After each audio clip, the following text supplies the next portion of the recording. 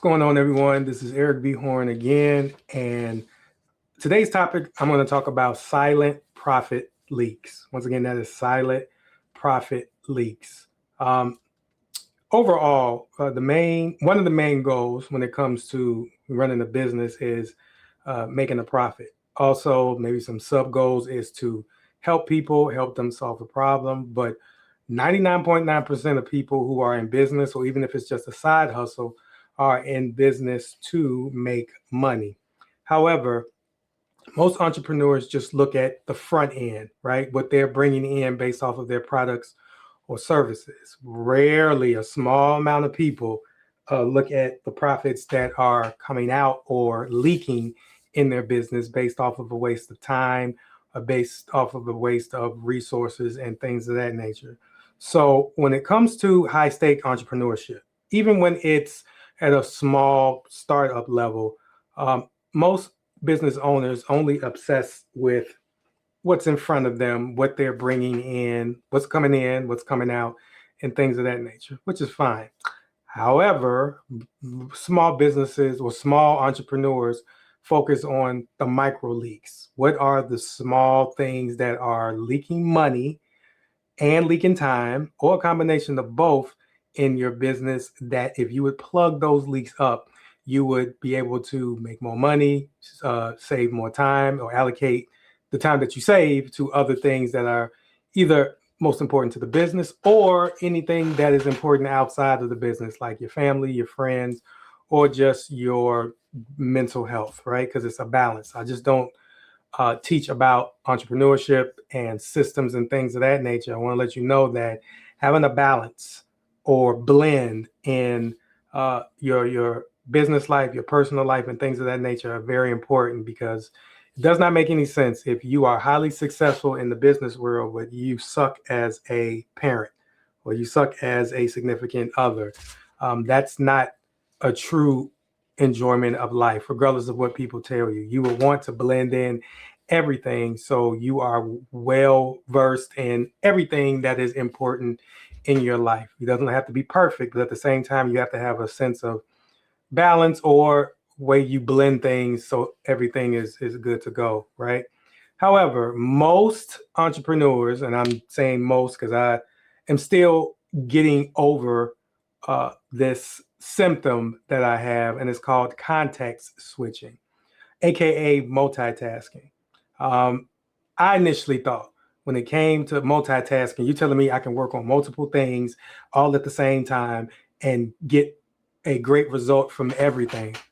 That's so not the case. As you are context switching or multitasking, your brain has delays where if I'm working on this video and then the phone call rings and I'm on a 20-minute call, it's going to take me some time to even get back in the frame of this video, as opposed to working on the video, getting that knocked out, letting the phone ring.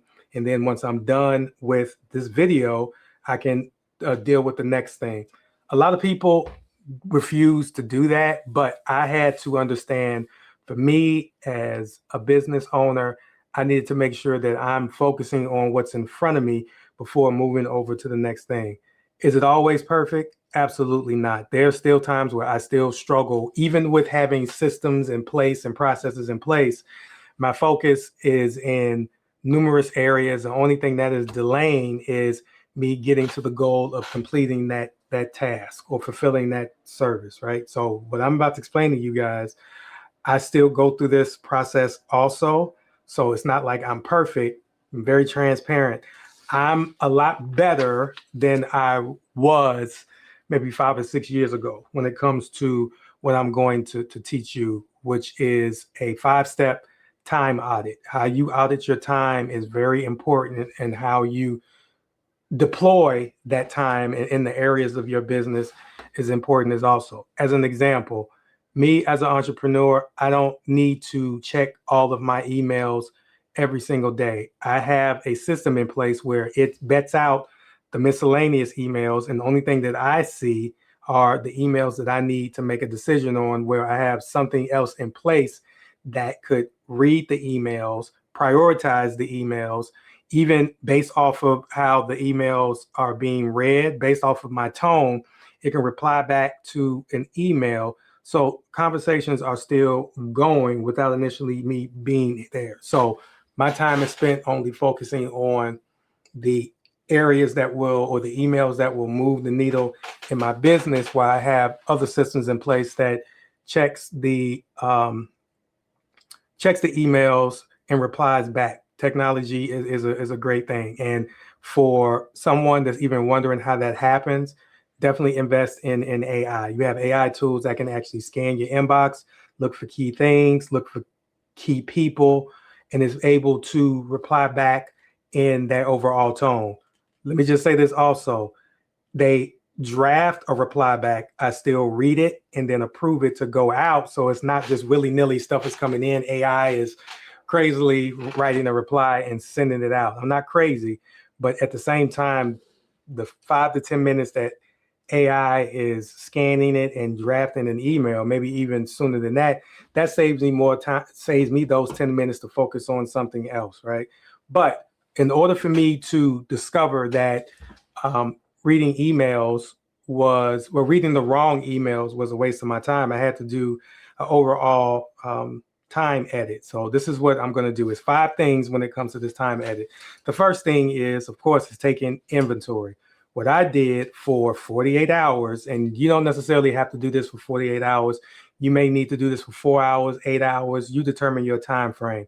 But for me, for 48 hours, I tracked everything in 15-minute increments, right? It was a pain in the ass, but I knew for a fact I had to check in every 15 minutes throughout that 48-hour period to document everything that I was doing. In my mind, I was only working on high level stuff, but to my surprise, within those 48 hours, 85% of what my time was being spent on was administrative stuff.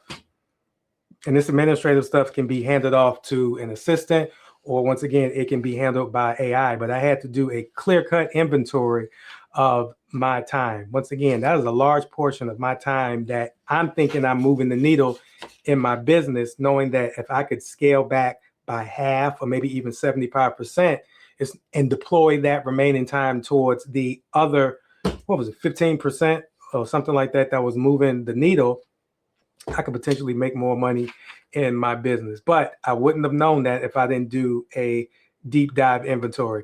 The second thing is, I call it the red pen filter. Okay, the red pen filter. What is this?